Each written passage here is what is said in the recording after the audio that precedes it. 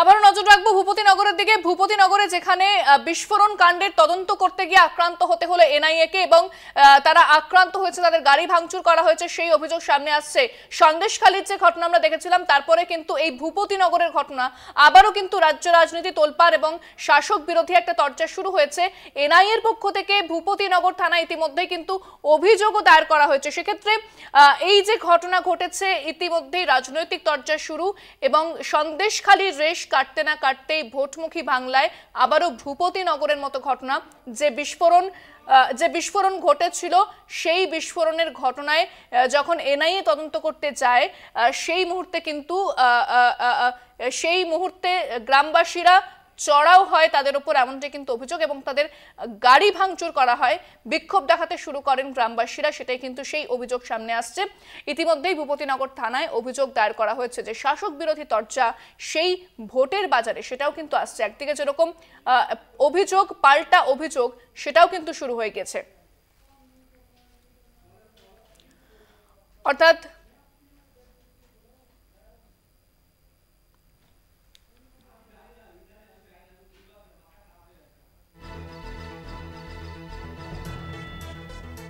অন্যদিকে ভূপতিনগরের এই ঘটনায় বলেছেন মুখ্যমন্ত্রী মমতা বন্দ্যোপাধ্যায়।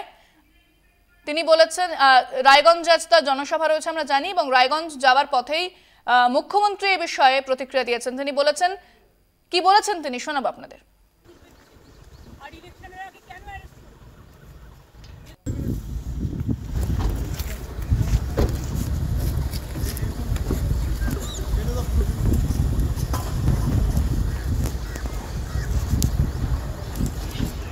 दीदी दीदी दीदी भूपतिनगरे एनआईएर पर हमला फिर दीदी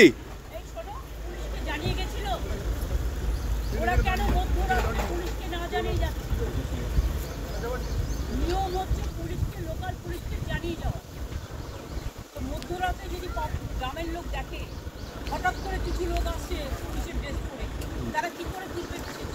আর ইলেকশনের আগে কেন অ্যারেস্ট করে? যদি সবাইকে অ্যারেস্ট করে, বিজেপি কি মনে করে সব বুথ এজেন্টকে অ্যারেস্ট করবে, সব ভোট ম্যানেজারদের অ্যারেস্ট করবে, পরে ভোটে জিতবে? শূন্যে গুলি ছুটছে। দুজন তৃণমূল কর্মীকে অ্যারেস্ট করেছে এনআইএ আজকে। বলছি কি অধিকার আছে এনআইএ? শুধু বিজেপিকে সাপোর্ট দেওয়ার জন্য। বিজেপি নোংরামি খেলা খেলছে, আমরা সারা পৃথিবীতে আওয়াজ।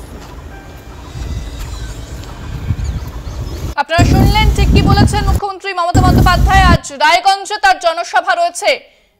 রায়গঞ্জে যাওয়ার উদ্দেশ্যে যখন দাঁড়ালেন মুখ্যমন্ত্রী, সেই মুহূর্তে তিনি বললেন, তাকে প্রশ্ন করা হলো ভূপতিনগরের ঘটনা নিয়ে। তিনি বলেন যে কেন মধ্যরাতে এসেছিল কেন্দ্রীয় তদন্তকারী আধিকারিকরা এবং ইলেকশনের আগে তারা কেন এসেছেন। বিজেপি যদি ভাবে যে এভাবে জিতবে, তাহলে কিন্তু তারা জিততে পারবেন না, এমনটাই কিন্তু জানাচ্ছেন মুখ্যমন্ত্রী মমতা বন্দ্যোপাধ্যায়। মধ্যরাতে কেন এনআইএ আসে, সেই প্রশ্ন করছেন মুখ্যমন্ত্রী। আরো একবার শুনুন কি বলেছেন মুখ্যমন্ত্রী মমতা বন্দ্যোপাধ্যায়।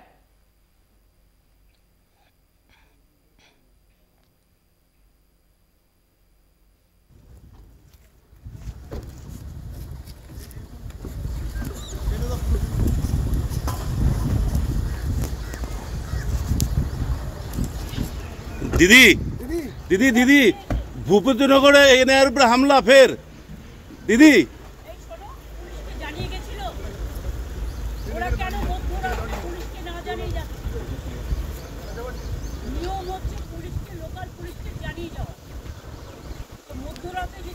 গ্রামের লোক দেখে হঠাৎ করে কিছু লোক আসছে পুলিশের ড্রেস পরে, তারা কি করে বুঝবে? আর ইলেকশনের আগে কেন অ্যারেস্ট করে? যদি সবাইকে অ্যারেস্ট করে, বিজেপি কি মনে করে সব বুথ এজেন্টকে অ্যারেস্ট করবে, সব ভোট ম্যানেজারদের অ্যারেস্ট করবে, পরে ভোটে জিতবে? শূন্যে গুলি ছুটছে।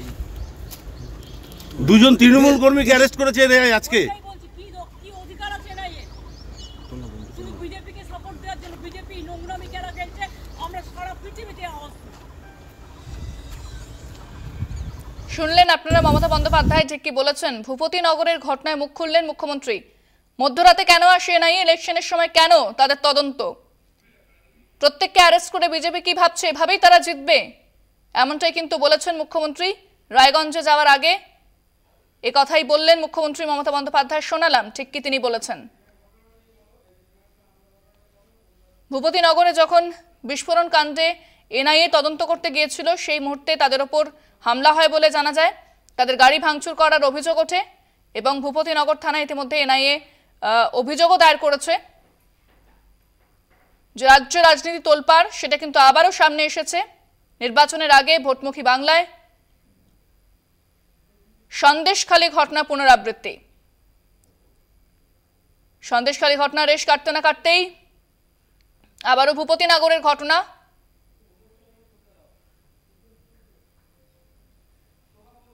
তিনি বলেছেন যে মধ্যরাতে কেন আসে এনআইএ সেই প্রশ্ন করেছেন মুখ্যমন্ত্রী। রায়গঞ্জে বললেন মমতা বন্দ্যোপাধ্যায়। বিস্তারিত কথা বলবো। ফোনে রয়েছেন আমাদের প্রতিনিধি সমীরণ সাহু। সমীরণ, এনআইএ যখন গিয়েছিল তদন্ত করতে তাদের উপর হামলার অভিযোগ উঠছে, ঠিক কি ঘটেছিল বলে জানতে পারছো? গ্রামবাসীরাই বা কি বলছে?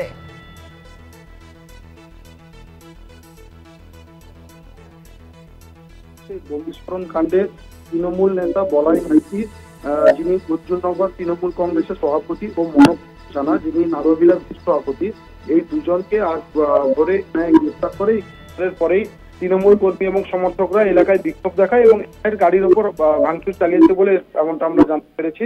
তবে এই ঘটনাকে কেন্দ্র করে এলাকা যথেষ্ট উত্তপ্ত রয়েছে এবং সেখানে পুলিশ মোতায়েন রয়েছে। এটাকে কেন্দ্র করে কিন্তু এনআইএর তরফ থেকে ভূপতিনগর থানায় অভিযোগ করা হয়েছে বলে এমনটা আমরা জানতে পারছি। ইন্দ্রাণী, সমীরণ, কি বলছেন গ্রামবাসীরা? কি ঘটেছিল সেই মুহূর্তে? গ্রামবাসীরা তারা যেটা বলছে যে এটা শান্তিপ্রিয় জায়গা, তবে এখানে এই ধরনের যে ঘটনা এটা তারা আশা করছে না। এবং সেই সঙ্গে একজন তৃণমূল কর্মী তিনি বলছেন যে আমাদের বুথ সভাপতিকে গ্রেপ্তার করা হয়েছে, যে ঘটনা ঘটেছে সেটা এখান থেকে 20 কিলোমিটার দূরে। ওই ঘটনার প্রসঙ্গে গ্রেপ্তার করা হচ্ছে। সামনে নির্বাচন রয়েছে, এই নির্বাচনকে সরগরম করতে বিজেপির বিরুদ্ধে অভিযোগ করছে তৃণমূল কর্মীরা। মনোব্রত জানার পরিবার তারা নাকি হামলা চালিয়েছে, সে বিষয়ে কি জানতে পারছো? তারা কিন্তু হামলার অভিযোগ অস্বীকার করছে, বলছে যে জায়গায় হামলার অভিযোগ করা হচ্ছে, বিশেষ করে যেখান থেকে গ্রেপ্তার করা হয়েছে ওই জায়গায় বড় গাড়ি ঢোকে না। সুতরাং তারা বলছে তাহলে আমরা কি করে হামলা চালাবো, এই নিয়েও কিন্তু একটা প্রশ্ন চিহ্ন রয়েছে তাদের পরিবারের পক্ষ থেকে। তাহলে কি কোনোভাবে গ্রামবাসীরা বিক্ষোভ দেখিয়েছিলেন? হ্যাঁ, গ্রামবাসীরা বিক্ষোভ দেখিয়েছে, তৃণমূল কর্মী এবং সমর্থকরা বিক্ষোভ দেখিয়েছে, কিন্তু সার্বিকভাবে যে গ্রামবাসী বা এই ধরনের কোনো কিছু ঘটনা ঘটেনি। তৃণমূল কর্মী এবং সমর্থকরা বিক্ষোভ দেখিয়েছে তাদের নেতৃত্বকে গ্রেপ্তার করার জন্য। এনআইএর গাড়ি ভাঙচুর করা হয়েছে, সে বিষয়ে কি জানতে পারছো?